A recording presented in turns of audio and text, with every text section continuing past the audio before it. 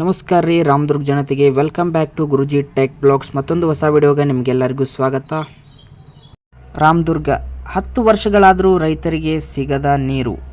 ರಾಮದುರ್ಗ ತಾಲೂಕಿನ ರೈತರಿಗೆ ಜೀವನಾಧಾರ ಆಗಬೇಕಾಗಿದ್ದ ಶ್ರೀ ವೀರಭದ್ರೇಶ್ವರ ಏತ ನೀರಾವರಿಯ ಯೋಜನೆಯ ಜನಪ್ರತಿನಿಧಿಗಳ ನಿರ್ಲಕ್ಷ್ಯ ಇಲ್ಲಿ ಜೀವಂತ ಸಾಕ್ಷಿಯಾಗೈತೆ ನೋಡ್ರಿ. 30ಕ್ಕೂ ಹೆಚ್ಚು ಹಳ್ಳಿಗಳ ರೈತರಿಗೆ ನೀರು ಒದಗಿಸುವ ಕೃಷಿ ಹಸನು ಮಾಡುವ ಭಾಷಣ ಮಾಡಿದವರು ಈಗ ರೈತರ ಕಡೆ ತಿರುಗಿ ನೋಡಕತ್ತಿಲ್ಲ ನೋಡಿ. ಅದು ಒಂದು ದೊಡ್ಡ ರೈತರ ಆಕ್ರೋಶಕ್ಕೆ ಕಾರಣ ಆಗೈತಿ ಅಂತ ಇಲ್ಲಿ ನಾವು ಹೇಳ್ಬೋದು. ಅಶೋಕ್ ಪಟ್ಟಣ್ ಅವರ 2ನೇ ಬಾರಿ ಶಾಸಕರಾಗಿದ್ದಾಗ ವಿಧಾನಸಭೆಯಲ್ಲಿ ಗೊತ್ತುವಳಿ ಪಾಸ್ ಮಾಡಿಸಿದರು. ಬಜೆಟ್ನಲ್ಲಿ ರೂಪಾಯಿ 544 ಕೋಟಿ ಅನುದಾನವನ್ನು ಮಂಜೂರು ಮಾಡಿಸಿದರು. 2015ರಲ್ಲಿ ಟೆಂಡರ್ ಕೂಡ ಕರೆದಿದ್ದರು. ನಂತರ 2016 ಜನವರಿ 4ರಂದು ಮುಖ್ಯಮಂತ್ರಿ ಸಿದ್ದರಾಮಯ್ಯ ಅವರು ಬಂದ ಶಂಕುಸ್ಥಾಪನೆಯನ್ನು ಕೂಡ ಮಾಡಿದರು. ಅಂದು ರೈತರಿಗೆ ಬಹುಕಾಲದ ನೀರಿನ ಅಭಾವಕ್ಕೆ ಪರಿಹಾರ ಸಿಗಬಹುದು ಅಂತೇಳಿ ಒಂದು ಭರವಸೆ ಕೂಡ ಮೂಡಿತ್ತು. ಈ ಯೋಜನೆಯ ಭರವಸೆಗೆ ಇವತ್ತು 10 ವರ್ಷ ಕಾದರೂ ಯೋಜನೆ ಇನ್ನೂ ಅರ್ಧಕ್ಕೆ ನಿಂತೈತೆ ನೋಡ್ರಿ. ಶಂಕುಸ್ಥಾಪನೆ ಮಾಡಿದ ಫೋಟೋಗಳು ಮಾತ್ರ ಹರಿದಾಡಿದ್ದು, ಆದರೆ ರೈತರ ಹೊಲಕ್ಕೆ ನೀರಂತೂ ಹರಿದಾಡಲಿಲ್ಲ. ಚುನಾವಣೆ ಬಂದಾಗ ರಾಜಕಾರಣಿಗಳಿಗೆ ನೆನಪಾಗುವ ಯೋಜನೆ ಜನರ ಒಂದು ಮತಗಟ್ಟೆಗೆ ಹೋಗಿ ಬಂದ ಮೇಲೆ ನೆನಪಾಗುವುದಿಲ್ಲ. ಇದನ್ನು ಅಭಿವೃದ್ಧಿ ಅಂತೇಳಿ ನಾವು ಕರಿಬೇಕಾ ಅನ್ನೋದು ಒಂದು ರೈತರ ಆಕ್ರೋಶ ಇಲ್ಲಿ ಮೂಡಿ ಬಂದೈತೆ ನೋಡ್ರಿ. ಒಂದು ಕಾಲದಾಗ ವೀರಭದ್ರೇಶ್ವರ ಏತ ನೀರಾವರಿ ಯೋಜನೆಯ ಸಫಲತೆಯ ಶ್ರಮಿಸಿದ ಶಾಸಕರು ಅಶೋಕ್ ಪಟ್ಟಣ್ ಅವರು ಈಗ ಯೋಜನೆಯ ಜಾರಿಯ ಕುರಿತು ತಲೆ ಕೆಡಿಸಿಕೊಂಡಿಲ್ಲ ಅಂಥೇಳಿ ಒಂದು ರೈತರು ನಿರಾಶೆಯನ್ನು ವ್ಯಕ್ತಪಡಿಸಿದ್ದಾರೆ ಅಂತ ಹೇಳ್ಬೋದು. 2ನೇ ಸಾರಿ ಶಾಸಕರಾಗಿದ್ದಾಗ ವೇಳೆ ತಮ್ಮ ಭಾಗದ ರೈತರಿಗೆ ನೀರು ಸಿಗಬೇಕು, ಹೊಲ ಹಸನಾಗಬೇಕು ಎಂಬ ಉದ್ದೇಶದಿಂದ 2016ರಾಗ ಆಗಿನ ಮುಖ್ಯಮಂತ್ರಿ ಸಿದ್ದರಾಮಯ್ಯನವರು ಶಂಕುಸ್ಥಾಪನೆಯನ್ನು ಮಾಡಿದ್ರು ಅಂಥೇಳಿ ಕೂಡ ಇಲ್ಲಿ ವ್ಯಕ್ತಪಡಿಸಿದ್ದಾರೆ. ಇನ್ನೊಂದು ಏನಪ್ಪ ಅಂದ್ರೆ BJPಯ ಮಹದೇವಪ್ಪ ಯಾದವಾಡ್ ಶಾಸಕರಾಗಿದ್ದಾಗ ಕೂಡ ಈ ಯೋಜನೆಗೆ ವೇಗ ಸಿಗಲಿಲ್ಲ.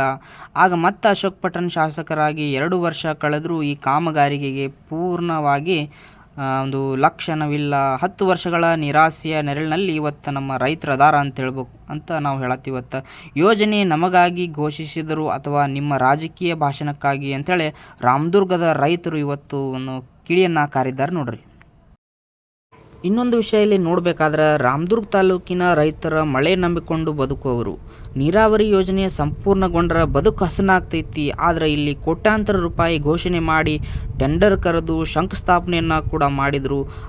ಅದನ್ನು ಮಾಡಿದ ಮೇಲೂ ಕೂಡ ರೈತರ ಭೂಮಿಗೆ ನೀರು ಹರಿಲಿಲ್ಲ.